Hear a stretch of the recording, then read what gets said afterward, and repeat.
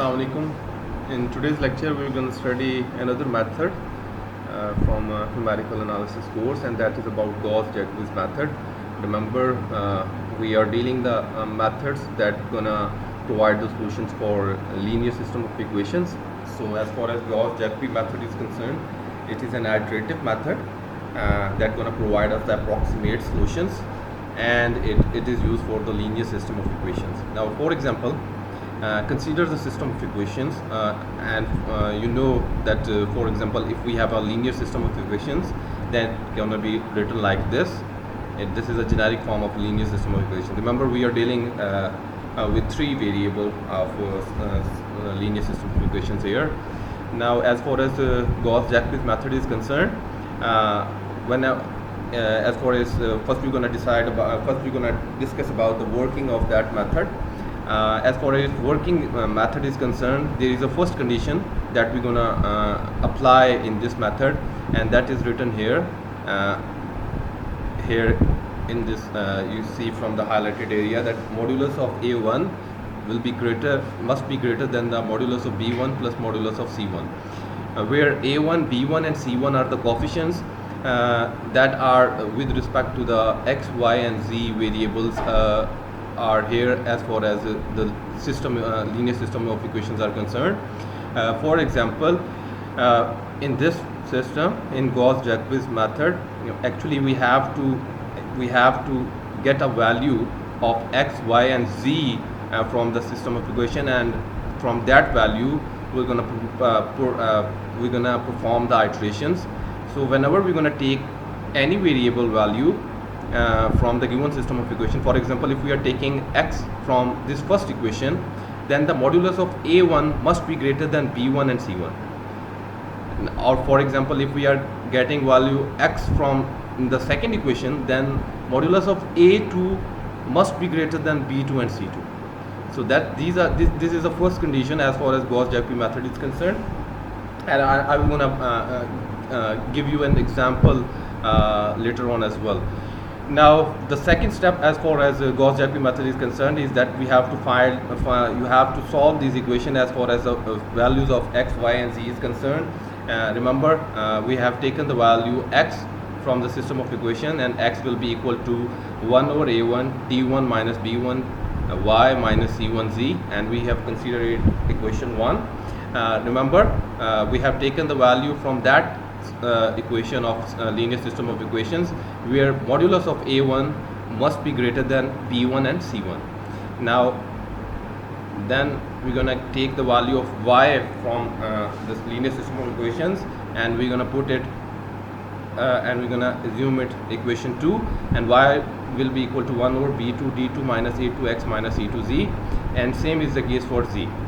So, and in y, when we are taking the value of y, the modulus of b2 must be greater than a2 and c2a, and as far as z value is concerned, the modulus of c3 must be greater than d3 and a3.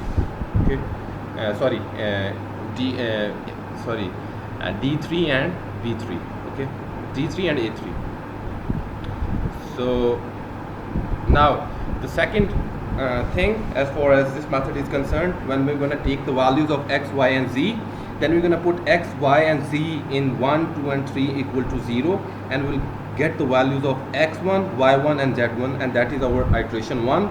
Then putting the value of x1 and y1 and z1 in the you can say derived equations, and we get the values of x2, y2, and z2, and then we're going to move on iteration by iteration. So that is a Gauss-Jacobi's method as far as linear system of equations are concerned. Now we're going to solve an example. This is an example, and now this is the linear system of equations that you are seeing on your screen. 10x minus 5y minus 2z is equal to 3, 4x minus 10y plus 3z equal to minus 3, and x plus 6y plus 10z is equal to minus 3. Now solving for x, y, and z, again you see here, the modulus of x is greater in this first equation, so we will gonna take the value of x from that equation actually, because the modulus of x in that case is greater than modulus of y from the modulus coefficient of the modulus of y and coefficient of the modulus of z here.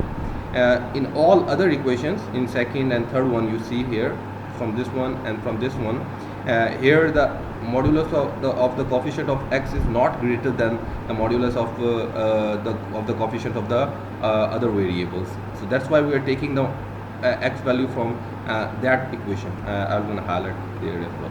So when we're going to take the value of x, that will be equal to 1 over 10, 3 plus 5y plus 2z. Now same procedure we're going to apply for y and z, and we're going to take the value of y is equal to 1 over 10, 3 plus 4x plus 3z, and z is equal to 1 over 10 minus 3 minus x minus 6y.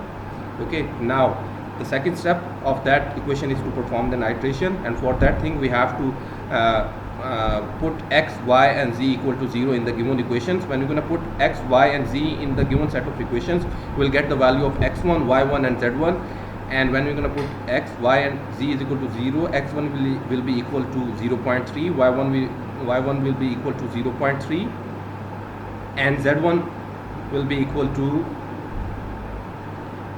minus 0.3 here. Okay, now as far as second approximation is concerned, using that values that we have derived, x1, y1 and z1, we're going to put that equations, we're going to put that values in our derived equations again, and we will get the values of x2, y2 and z2, and we're going to move like this till we're going to approach to our solution that will gonna be asked by the you can say that is derived, or that is you're gonna say you're gonna move on to the our derived result as far as variables are concerned.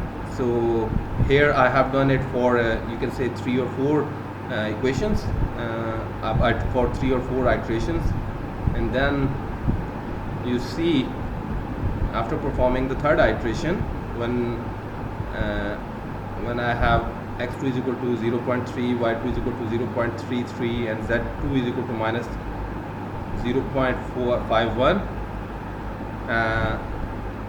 I will gonna move on to another approximation, and I will get the values of x3, y3 and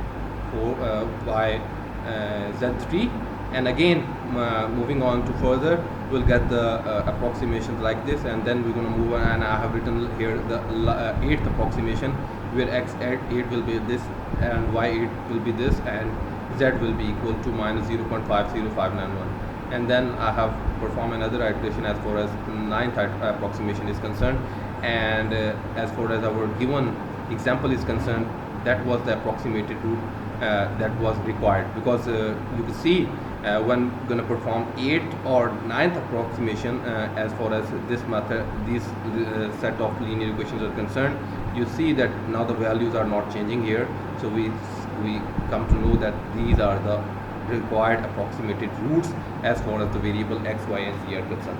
So this is all about Guass-Jacobi's method. As far as its other questions is concerned, or its practice questions is concerned, we're going to discuss it in our interactive section. So thank you so much.